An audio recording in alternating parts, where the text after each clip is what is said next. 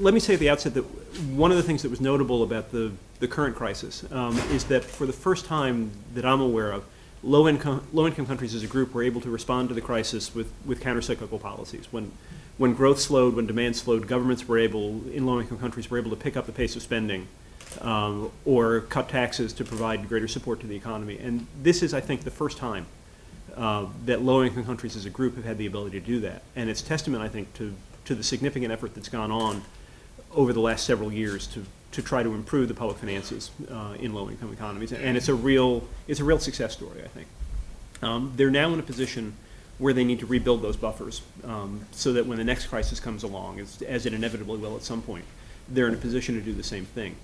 And it's a very difficult time for them to do that at the same time because particularly with high food and energy prices, there's tremendous pressure for social spending at the same time. So at the same time that they're trying to provide social support, they're trying to rebuild policy buffers.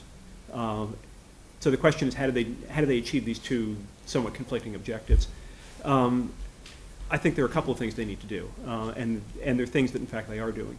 One is improved domestic revenue mobilization. They need to do a better job of collecting revenues themselves so that they have more freedom, so that they have more funds and more space to spend.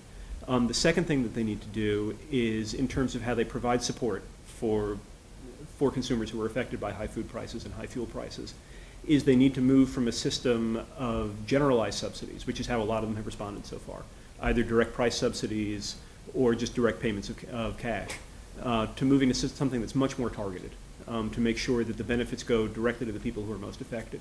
And one of the problems with a general subsidy is if the government says we're going to pay to lower the price of gasoline by 50 cents a liter, that goes to everybody who buys gasoline regardless of whether they need it. And in fact, to the extent that richer people buy more gasoline than poor people do, it goes disproportionately to rich people. So I think part of the answer for low-income countries in how they meet this increased social demand while at the same time rebuilding buffers, part of it is better domestic resource mobilization, which is ongoing. And part of it is shifting from a system of generalized subsidies to more targeted subsidies, and then being able and willing to pull those subsidies back as prices of global commodities come down in the future.